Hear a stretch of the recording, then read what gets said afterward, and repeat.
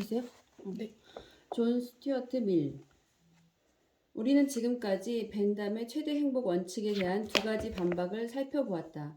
하나는 인간의 존엄성과 개인의 권리를 중요시하지 않는다는 비판이었고, 다른 하나는 중요한 도덕적 문제를 모두 쾌락과 고통이라는 하나의 잣대로 측정하는 오류를 범한다는 비판이었다. 이러한 반박은 얼마나 설득력이 있을까? 존 스튜어트 밀은 그러한 반박에 답할 수 있다고 믿었다. 벤담보다 한 세대 뒤에 태어난 밀은 계산 원칙에 초점을 맞추기보다는 공리주의를 보다 인간적으로 재구성함으로써 공리주의를 구하려고 노력했다. 밀은 벤담의 친구이자 제자인 제임스 밀의 아들이다. 제임스는 아들을 학교에 보내는 대신 집에서 직접 가르쳤고 어린 존은 신동으로 자랐다. 그는 3살 때 그리스어를, 8살 때 라틴어를 익혔다. 11살 때는 로마법의 역사에 대해 쓰기도 했다. 20살 때는 신경쇠약에 걸려 이후 여러 해 동안 우울증에 시달렸다. 그 후 그는 해리엇 테일러를 만났다. 당시 해리엇은 2 아이를 둔 유부녀였지만 두 사람은 친한 친구가 되었다. 20년 뒤 해리엇의 남편이 죽자 두 사람은 결혼했다. 밀은 벤담의 신념을 수정하는 작업에 착수하면서 해리엇을 가장 지적인 동반자이자 협력자로 신뢰했다. 자유옹호. 밀의 저서를 보면 그가 아버지와 벤담으로부터 물려받은 공리주의와 개인의 권리 주장 사이의 철학적 화해를 위해 얼마나 노력했는지 알 수 있다. 밀의 저서 자유로는 개인의 자유를 옹호하는 영어권의 고전이다. 이 책은 남에게 해를 끼치지 않는 한 인간은 자신이 원하는 것을 자유롭게 할 수 있어야 한다는 내용을 담고 있다. 정부는 개인을 그 자신으로부터 보호한다면서 개인의 자유를 침해해서는 안 되며 다수가 믿는 최선의 삶을 개인에게 강요해서는 안 된다고 보았다. 개인이 사회에 책임을 져야 하는 유일한 행동은 타인에게 악영향을 미치는 행동뿐이라고 밀은 주장했다. 내가 다른 누구에게 해를 끼치지 않는 한 내 독립은 권리이며 절대적인 것이다. 개인은 자신의 몸과 마음에 대한 주권을 갖는다. 이같이 개인의 권리를 고집세게 주장하려면 공리주의 체제의 정당화 이상의 뭔가가 필요할 듯 보인다. 예를 들어 최대 다수가 소수의 종교를 경멸하면서 이를 금지시키고 싶어 한다고 가정해보자. 이때 최대 다수의 최대 행복을 위해 그 종교를 금지하는 것이 가능하며 또한 타당해 보이지 않겠는가? 물론 그 종교를 믿던 소수는 불행과 고통을 겪을 것이다. 하지만 그 종교를 금하려는 이들이 충분히 많고 이교도를 향한 증오도 충분히 깊다면 다수의 행복은 소수의 고통을 훨씬 능가할 수 있다. 이런 상황이 가능하다면 공리주의가 종교 자유의 기반이 되기에는 불완전하고 신뢰할 수도 없지 않은가? 따라서 미리 주장한 자유의 원칙을 지키기 위해서는 벤담의 공리주의 원칙보다는 견고한 도덕적 기초가 필요해 보인다. 하지만 밀의 견해는 다르다. 그는 개인의 자유를 옹호하는 자신의 주장은 전적으로 공리주의 사고에 기반한다고 주장한다. 나의 주장은 공리와 별개인 기본권의 권리성이라는 발상과 관계없다고 보는 것이 타당하다. 나는 공리가 궁극적으로 모든 도덕적 질문에 답할 수 있다고 본다. 하지만 이때의 공리는 넓은 의미의 공리라야 하고 진보하는 존재로서의 인간에게 궁극적으로 이익이 되는 공리라야 한다. 밀은 우리가 공리를 극대화하되 사안별로 극대화를 추구하는 게 아니라 궁극적으로 사회 공리가 극대화되도록 만들어야 한다고 주장했다. 그는 장기적으로 보면 개인의 자유를 존중하는 것이 인류의 최대 행복으로 이어진다고 주장했다. 다수가 반대 의견을 막거나 자유사상가를 검열하도록 한다면 오늘 당장은 공리가 극대화될지 몰라도 궁극적으로는 사회가 덜 행복해지고 곤란해질 것이다. 개인의 자유와 반대할 권리를 지지하면 궁극적으로 사회의 복지가 증진된다고 추정할 수 있는 근거는 뭘까? 밀은 몇 가지 이유를 제시한다. 우선 반대의 의견이 전적으로 혹은 부분적으로 옳은 것으로 드러날 수 있는데 이를 통해 다수의 의견을 수정할 수 있다. 반대 의견이 옳지 않은 것이었다고 해도 다수 의견과 소수 의견이 치열하게 경쟁하다 보면 다수 의견이 독단이나 편견으로 흐르지 않도록 막을 수 있다. 마지막으로 관습과 관례에 따르길 강요하는 사회는 체제 수능에 빠지기 쉽고 사회 발전을 촉진하는 에너지와 활기를 잃기 쉽기 때문이다. 개인의 자유가 사회에 미치는 유익한 효과에 대한 미래 생각은 충분히 설득력 있어 보인다. 하지만 이 생각은 적어도 두 가지 이유에서 개인의 권리를 위한 확실한 도덕적 기반을 제공하지 못한다. 첫째, 사회 발전을 촉진하기 위해 개인의 권리를 존중한다면 권리는 상황의 볼모로 남는다. 예를 들어 독재적 수단을 통해 장기적인 행복을 얻는 사회가 있다고 가정해보자. 공리주의자들은 그런 사회에서는 개인의 권리가 도덕적으로 필요하지 않다고 결론 내리지 않겠는가? 둘째, 기본 권리를 공리주의 시각으로 고려한다면 누군가의 권리를 침해했을 때 그것이 사회 전체의 복지 증진에 기여한다고 해도 당사자에게는 부당한 행위가 된다는 사실을 놓칠 수 있다. 믿음이 다르다는 이유로 다수가 소수를 박해한다면 그 믿음을 인정했을 때 사회 전체에 장기적으로 좋지 않은 영향을 미칠 수 있다고 해도 박해받는 소수의 개인에게는 부당한 일이 아니겠는가? 밀은 이 질문에 대답하지만 공리주의적 도덕이라는 한계를 넘어선다. 밀은 관습이나 관례 혹은 다수 의견을 따르라고 강요하는 행위는 잘못이라고 말하는데 이는 인간의 능력을 자유롭게 최대한 발전시킨다는 삶의 최고 목적을 달성할 수 없게 만들기 때문이다.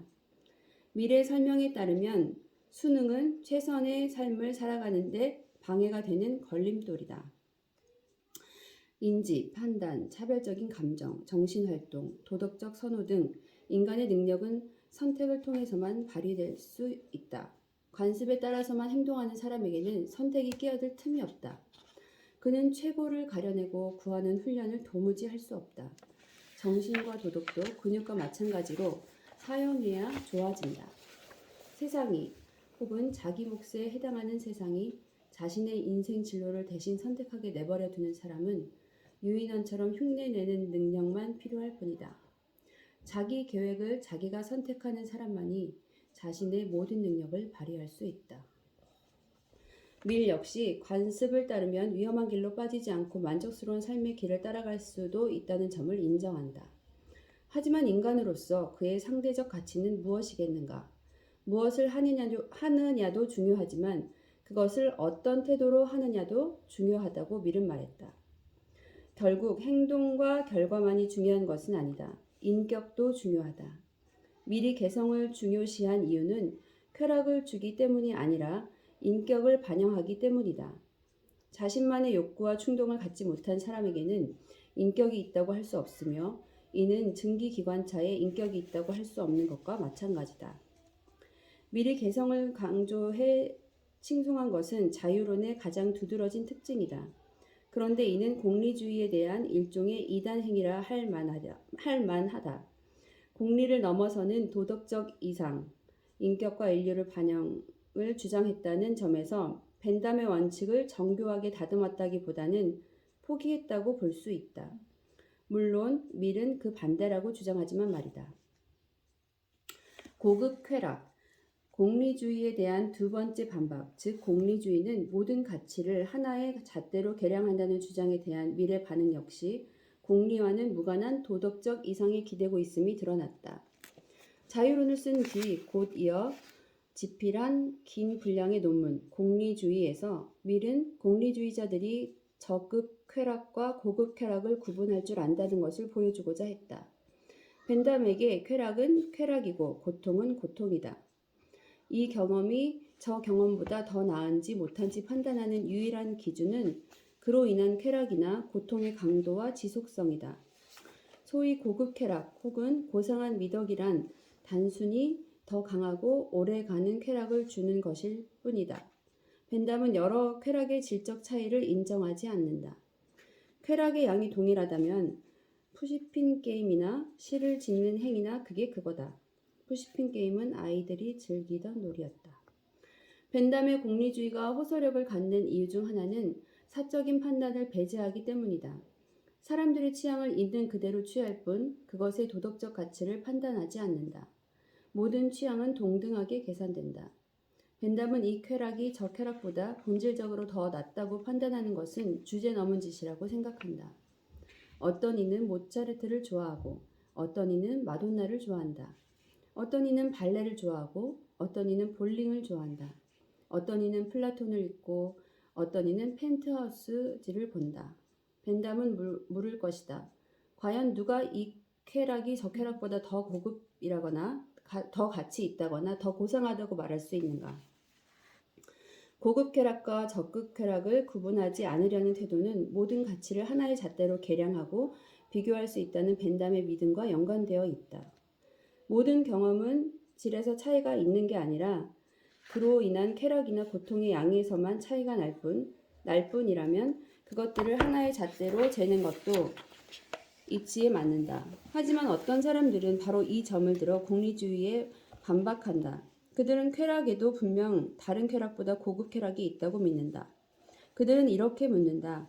만약 어떤 쾌락은 가치 있고 어떤 쾌락은 천박하다면 사회가 어찌 모든 취향을 똑같이 계량할 수 있으며 그러한 취향의 합을 최상의 선이라고 말할 수 있겠는가?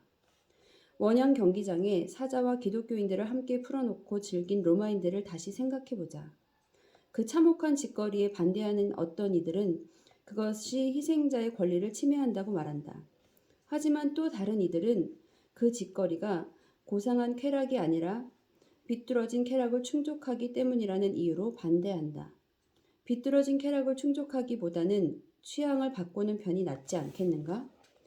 청교도들이 곰 놀리기 놀이, 쇠사슬로 곰을 묶고 개를 덤비게 한 옛 놀이를 금지한 이유는 곰이 느끼는 고통 때문이 아니라 그 놀이가 구경꾼에게 주는 쾌락 때문이었다고들 이야기한다.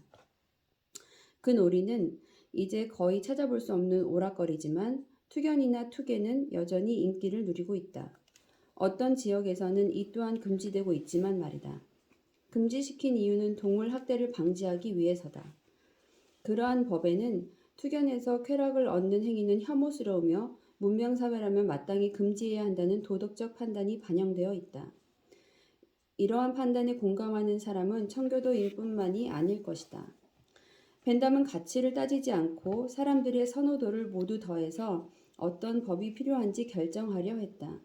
하지만 렘브란트의 그림을 감상하기보다는 투견을 보고 싶어하는 사람이 더 많다면 사회는 미술관보다는 투견장에 보조금을 지급해야 할까? 만약 어떤 쾌락이 비도덕적이고 천박하다면 어떤 법을 제정할지 결정하는 과정에서 왜 그런 쾌락의 크기를 반영해야 한단 말인가? 밀은 이런 반박으로부터 공리주의를 구하려 한다. 그는 벤담과 달리 욕구의 양이나 강도만이 아니라 질을 평가해 고급 쾌락과 저급 쾌락을 구별할 수 있다고 믿었다. 그리고 다른 도덕적 이상에 기대지 않고 오직 공리만으로 그 구별이 가능하다고 생각했다. 밀은 공리주의 신조에 충실하겠다는 맹세로부터 시작한다. 행복을 증진할수록 옳은 행동이며 행복을 줄일수록 나쁜 행동이다. 행복이란 쾌락이 있고 고통은 없는 상태이며 불행이란 고통이 있고 쾌락은 부족한 상태다. 그는 또 이렇게 확신했다. 이러한 도덕적 이론 위에 있는 삶의 이론, 즉 쾌락과 고통에서의 해방이 결과적으로 유일하게 바람직하다.